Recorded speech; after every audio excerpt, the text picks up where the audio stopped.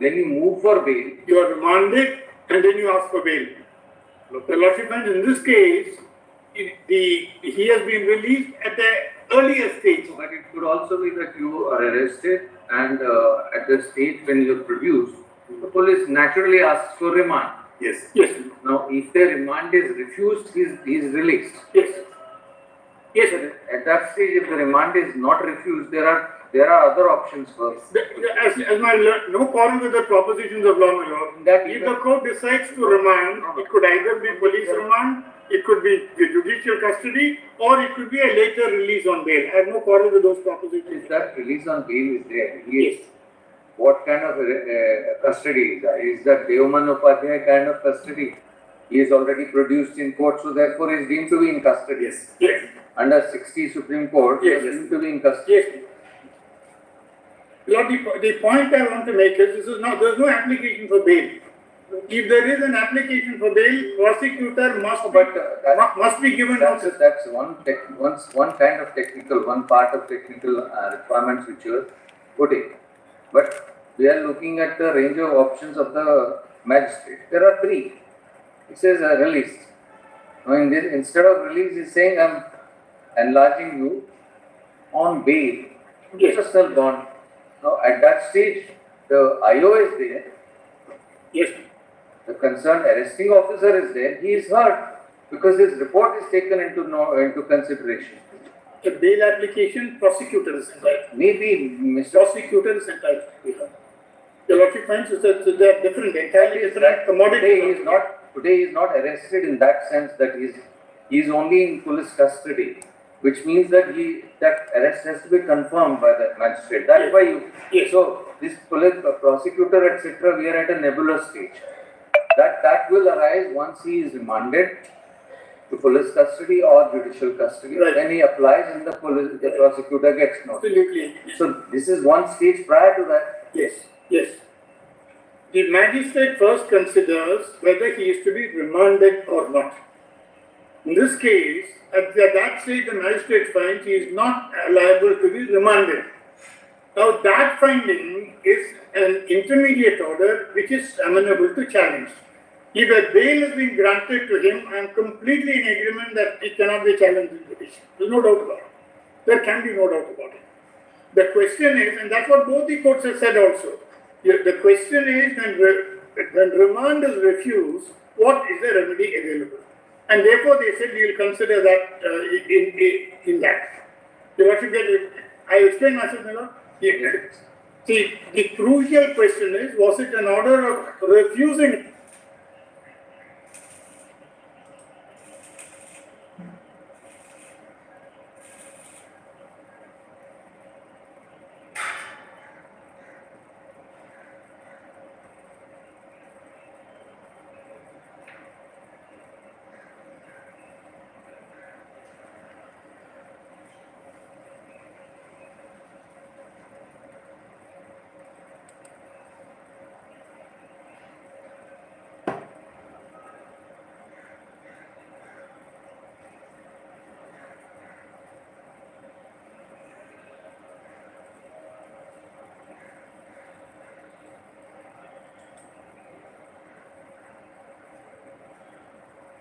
Order of the court in this Court says that battery charged.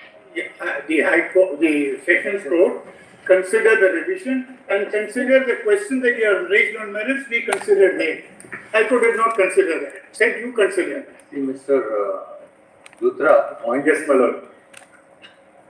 The entire order of the magistrate Yes, my lord. is on a remand request. Undoubtedly. He is concerned with the procedure of the remand, whether there were enough arrests, grounds for arrest. Yes. Whether there was a made out case for remand. Yes, my lord. Having gone 99 steps, as I say, to climb Qutub Minar, in the end you land up in the Leaning Tower of Pisa. This red herring is this last sentence. So therefore, essentially, this is an order on remand. May I now? Therefore, you go to that. May I just answer that one straight away? Not straight away. I'll give your lordship the legal answer. Yes. No, just one judgment, not too many. Just the one. This is too One many. judgment. Not one, no, not You are getting one shot. not This is still in, fortunately this is cite one, not I'm citing one. My friends compiled them, thinking that not I'm underprepared, so they compiled them. I'm going to cite only one. Tell us. But I'll tell you, Lordship. Lord, this issue has been considered by the Delhi High Court in America, because what happens is, Lord, as your Lordship will know, what is the effect of arrest and remand? See, the point today is that. Can I just, No, we will and certainly. can I also answer the second question, Lord? No, you can take whatever time, we are not No, no. complaining. All that we are observing is, Yes. at this stage, see, you are not at prejudice. You are not at prejudice.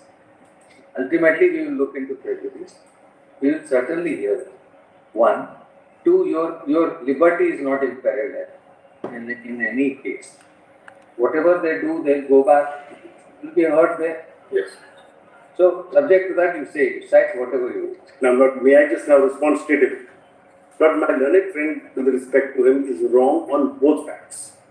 Even if this is an order on remand, he is wrong there, and that has been settled by this honorable court in Joy McMillan's case, and I'll place that judgment.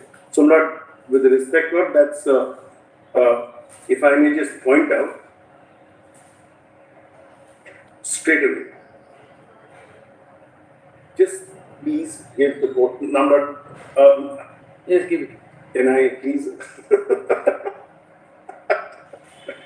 Two decisions, Lord, and I'm not going to trouble your Lordship further. Two decisions. Lord, this will be, just give me the page number of that Joy Immaculate, and just give me the para number 13. Not page 8 decision. Page 8. Papa, no. Please come straight away to para 13. My learned friend's argument and how it is rebuffed by this court. Lord, this should be. I'm sorry, Lord, there's a little issue. Just take out that judgment. It should be 739 of the report. 739 of the report will be at page number 18. Two judgments, huh? Not joint actually, not two judgments, not the third. No. In Joy Immaculate only, there are 739. Yes, Lord, these are concurrent judgment, Lord. Your Lordship is absolutely right. sorry. Lord, I was at, Lord, this will be page number 18, Lord. Yes. Para, Lord, if my Lord is just kind enough to see. Para, in fact, last, para 13, Lord, straight away. Section 167, and we are concerned with 167 here, empowers the judicial magistrate to authorize the detention of the accused in the custody of police.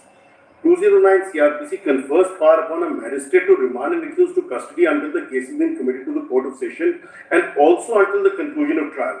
309 confers power upon a court to remand an accused to custody after taking cognizance of an offence or during commencement of trial when it finds it necessary to adjourn the inquiry or trial.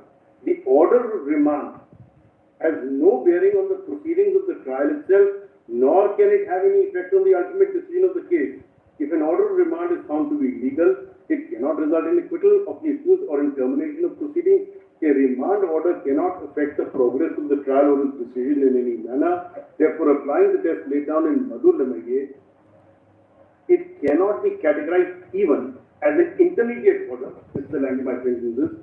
The order is therefore a pure and simple interlocutory order and views the bar created by subsection 2 of 397. A revision against said order is not maintainable. The High Court erred in entertaining the revision petition against the order date so granting police custody is accused Joy Immaculate. So now that's the settled position of your Lordship's court plot in Joy Immaculate.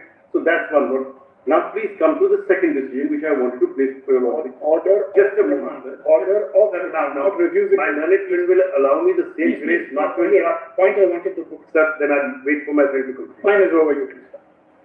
Now, Lord, I must tell your Lordship, please come to serial number 7 KK gives her, which your Lordship will get at page number 61. And please come to, Yes. Lord, it's a decision of the Delhi High Court, Lord, and I would request your Lordship to come to para 3 at page, not it will be page 63. Yes, correct. and the relevant portion. Your compilation? Yes, the my compilation. Oh, I'm sorry, sir. I will. Who's getting the note? Sir, I give you my copy. Now please come.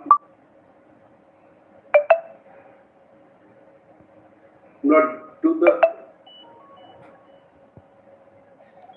top of the page, not about the fourth line from the top, and I'll read about 15 lines. It is equally clear, not You're reading from? I read from the second line on the, not in fact, may I just read, if your lordship permits, from page 62 for a moment? Yes, 60, no, 62 for. Page 63 more, I'm sorry, 63. I read, got para 3, last line, I'll read, though as a rule of caution, it is highly desirable. Does your lordship have that language? It's in the middle of a sentence. Though as a rule of caution, It is highly desirable that the accused should be personally produced before the magistrate so that he may, if he so chooses, make a representation against his remand and for release from bail. So it's both these happen together. Because it is thus clear that it was open to the learned magistrate to have dealt with the application of remand of the accused which should move before him. It is equally clear that it was also available to the accused to move an application for his being released on bail at that very time, which could be, please note, either a verbal application or an application in writing.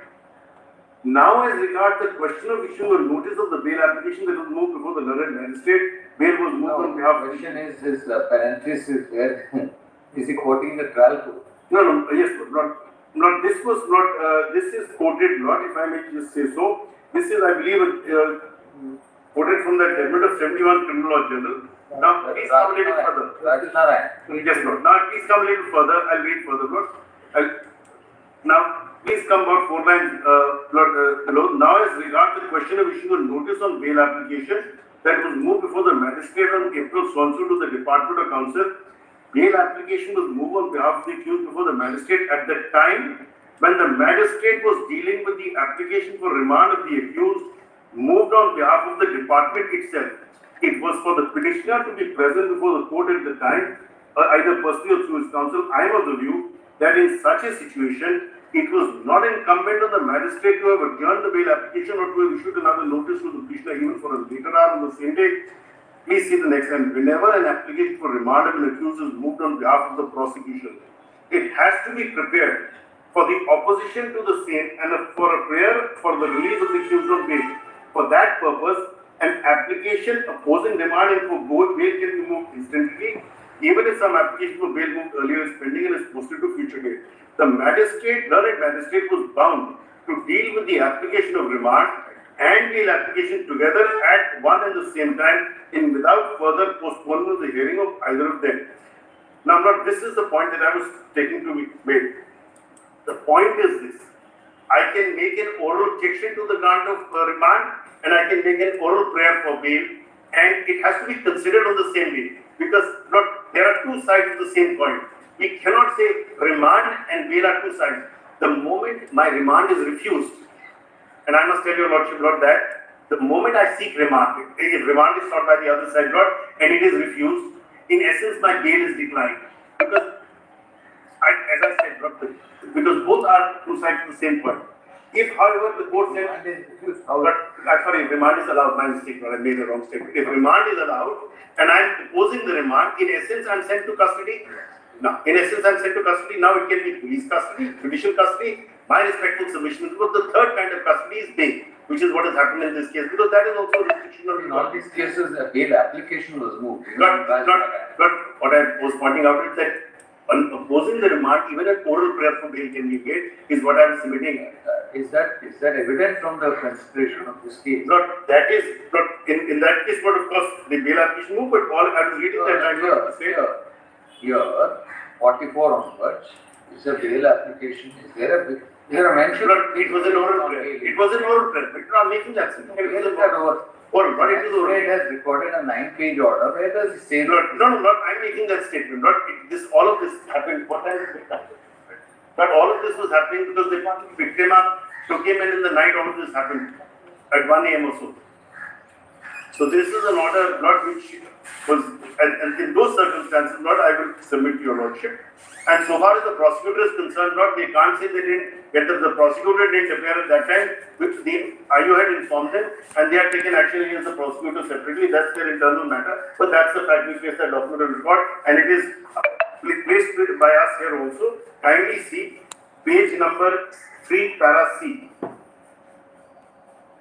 And therefore, Lord, my submission is, even let us say it's a remand order, and bail is a consequence of that. Even then, joint maculate will come in, because let us say remand is refused. My learned friend's argument is remand is refused. They can go back under 437(5) to seek arrest. They can seek within the first 15 days remand, and on seeking remand in the first 15 days, in your Lordship's compilation, Lord, there are decisions at serial number 10 to 13 which says this can be done, including a decision of the Honorable High Court. In fact, Lord, there was an earlier decision of the single judge of the High Court saying bail is an interlocutory order. The High Court has not considered that, or rather noted it but not considered, and gone to the given bench of Gujarat Court, which is on a different point, and which does not consider the import of joint maculate. It does consider.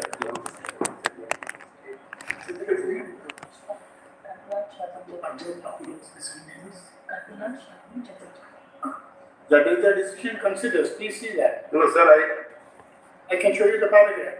I'm sir, but Jadeja, very well, not going to clarify you. Jadeja versus Fadliwala considers. Anyway, I'm not going to draw issues, so that's you on the court. Joint maculate is considered. Rutra. I know, sir, the point was slightly different, I'm sorry.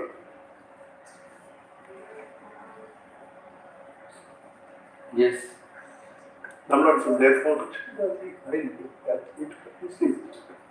Number of documents were placed by the official, either there will be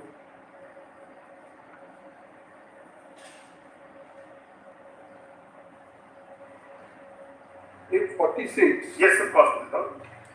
I will give me a moment. Page 46, my lord? Yes. Yes, my lord. See the paragraph starting on the other hand. Which paragraph? On the other hand, yes. When the accused produced before this court, he placed number of documents before this court. Yes. And he filed his objection. What was this filing of objection? Lord, he placed number Lord, the lawyer had filed a bunch of documents, not at that time, late at night, to say that all of these objections were not that he's left this, that, and the other in reliance on the judgment. And Lord, the objections were placed. He filed a whole bunch of documents. But I don't have it right now. That he has nothing to do with the society, etc. What was stated was that he had nothing to do with the society, Lord, and he resigned from the society. Where have you said that a prayer for bail was made? In the Constitution at least. I'm sorry, Lord, I didn't catch that. Where have you said that there was a request for bail? May not be in express terms before the trial court, but when you objected in the revision court or even in the High Court. Lord, I'll have it said, Lord, please see page 134. 134, Lord, 127 in the High Court, Lord. Lord, please see two paragraphs, Lord. Please see 134. M, grounds M is Munawwar's case, Lord, by your Lordship's court where interim bail was granted relying on breach of Ramesh Kumar. Then, ground O,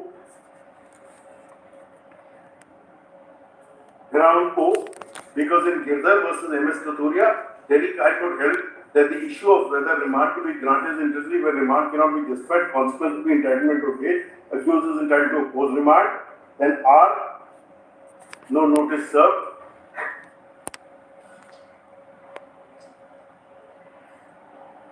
Yes.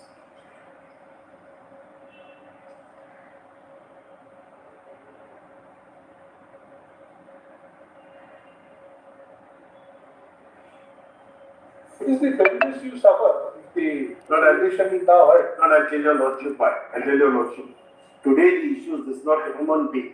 I'm on bail now. I've been on bail since the last 6 odd months. The issue is this. Assuming we go, not the issue is they may have a remedy in bail in terms of supervening circumstances, etc., whatever, or the illegality of the bail order. But if the revision is allowed to be maintained, then in effect the remand is under challenge.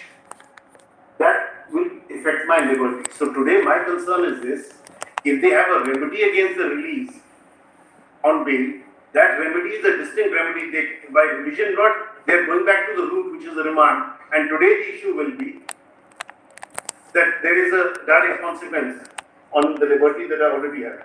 Just look at it.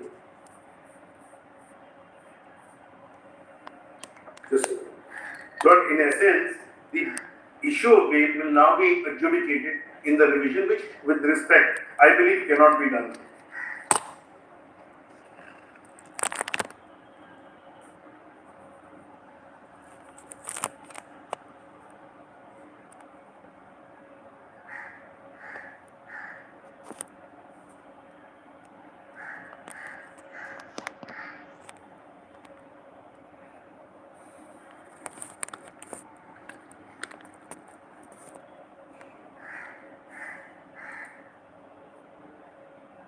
Sorry, we dismiss it. But would your lordship consider this not?